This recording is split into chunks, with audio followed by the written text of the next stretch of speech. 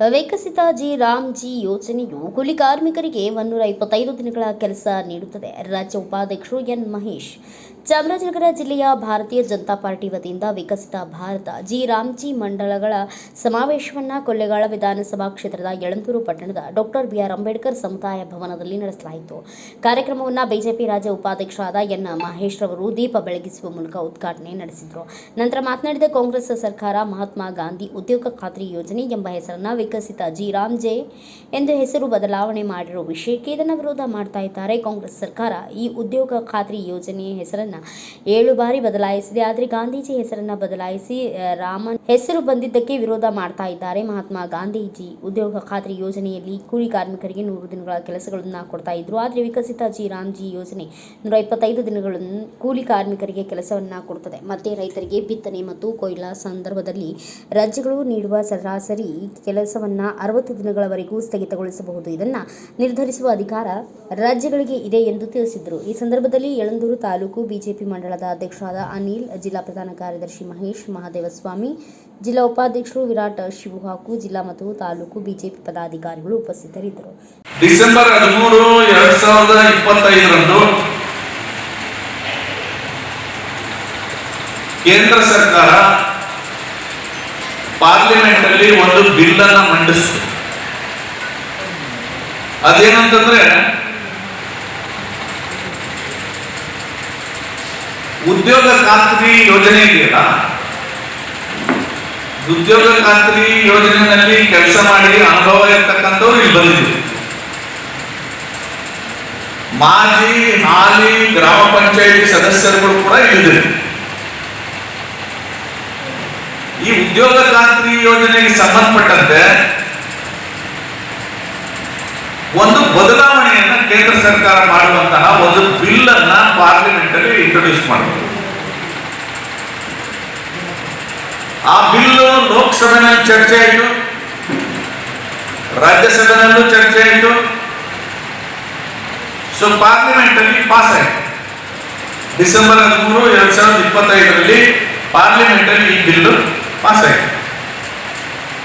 ಇದು ಪಾಸ್ ಆದ್ಮೇಲೆ ಬಿಲ್ಲು ರಾಷ್ಟ್ರಪತಿಗಳ ಅಂಕಿತಕ್ಕೆ ಹೋಯಿತು. ಅಂದ್ರೆ ರಾಷ್ಟ್ರಪತಿಗಳ ಒಪ್ಪಿಗೆ ಪಡೆದು ಸಿಗ್ನೇಚರ್ ತಗೊಳ್ಳೋಕೆ ಹೋಯಿತು. ರಾಷ್ಟ್ರಪತಿಗಳ ಅಂಕಿತನೂ ಕೂಡ ಆಗಿ ಗೆಜೆಟ್ ನೋಟಿಫಿಕೇಶನ್ ಆಯಿತು.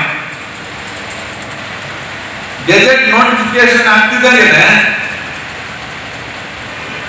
ಕಾಂಗ್ರೆಸ್ ಪಕ್ಷ ಕೇಂದ್ರದಲ್ಲಿ ಮತ್ತು ವಿಶೇಷವಾಗಿ ಕರ್ನಾಟಕದಲ್ಲಿ ಇದನ್ನ ವಿರೋಧ ಮಾಡಕ್ಕೆ ಶುರು ಮಾಡಿದ್ರು. ಏನಂತ ವಿರೋಧ ಮಾಡಕ್ಕೆ ಶುರು ಮಾಡಿದ್ರು? ಈ ಉದ್ಯೋಗ ಖಾತ್ರಿ ಯೋಜನೆ ಗ್ರಾಮೀಣ ಉದ್ಯೋಗ ಭರವಸೆ ಯೋಜನೆ ಮಹಾತ್ಮ ಗಾಂಧಿ ಹೆಸರನ್ನು ತೆಗೆದುಬಿಟ್ಟವ್ರೆ. ಆ ಯೋಜನೆಯಲ್ಲಿರುವಂತಹ ಒಳ್ಳೆ ಅಂಶಗಳೇನು ಅಥವಾ ಬದಲಾವಣೆ ಆಗ್ಬೇಕಾಗಿರೋ ಅಂಶಗಳೇನು ಅನ್ನೋದನ್ನ ಮಾತಾಡ್ತಾ ಇಲ್ಲ ಅಂತ ಚರ್ಚೆ ಮಾಡ್ತಾ ಇದ್ದಾರೆ. ನಿಮಗೆ ಮನವರಿಕೆ ಮಾಡಲಿಕ್ಕೆ ಒಂದಷ್ಟು ಅಂಶಗಳನ್ನ ನೀವು ಗಮನಕ್ಕೆ ತರ್ತೀವಿ. ಈ ಉದ್ಯೋಗ ಖಾತ್ರಿ ಯೋಜನೆ ಇದೆಯಲ್ಲ, ಅದೇನು ಮನ್ರೇಗಾ ಬಂದ್ಮೇಲೆ ಶುರುವಾಗಿರೋದ? ನಿಮಗೆ ಗೊತ್ತಿರಲಿ ಸ್ನೇಹಿತರೆ, Mahatma Gandhi national rural employment guarantee act ಅಂತ ಬಂದಿದ್ದು 2005. 2005ಕ್ಕಿಂತ ಹಿಂದೆ ಉದ್ಯೋಗ ಖಾತ್ರಿ ಇರಲಿಲ್ವಾ?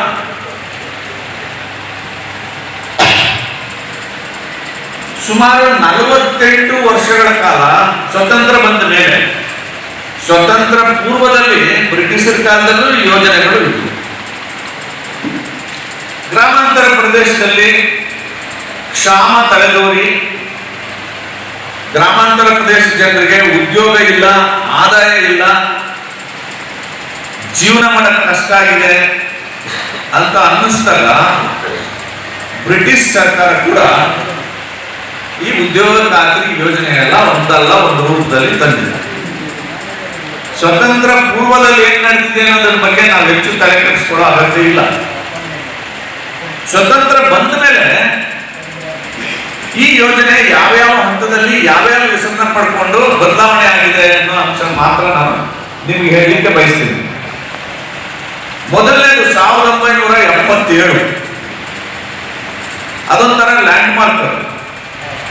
1977ರಲ್ಲಿ ಈ ಯೋಜನೆ ಜಾರಿಯಾಯಿತು. ಏನಂತ? ಫುಡ್ ಫಾರ್ ವರ್ಕ್, ಕೂಲಿಗಾಗಿ ಕಾಳು.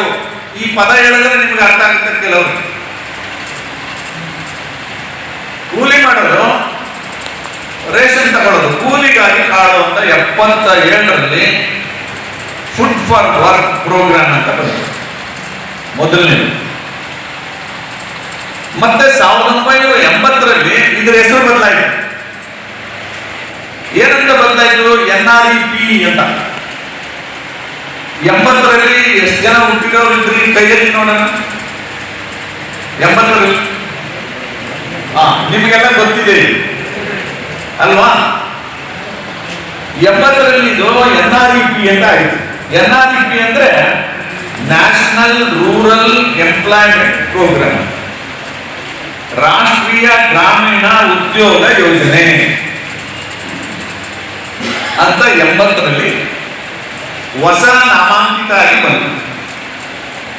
ಅದಾದ್ಮೇಲೆ ನೆಕ್ಸ್ಟ್ 1983ರಲ್ಲಿ ಇದು RLEGA ಅಂತ. ಬ್ಯೂರೋ ರಿಪೋರ್ಟ್, ಸ್ವಾಮಿ ಬಳೆಪೇಟೆ, ಭಾರತ ವೈಭವ news, Chamarajanagar. Thanks for watching. Read, discuss and debate with editor Dr. Yan Prashant Rao. Wanted reporters in print, digital and visual media for Bharat Vaibhav Daily Newspaper, BV News 5 Channel and BV Fast Web News from all the talukas of Karnataka, Goa and Maharashtra. If interested, send your resume to 9019229369.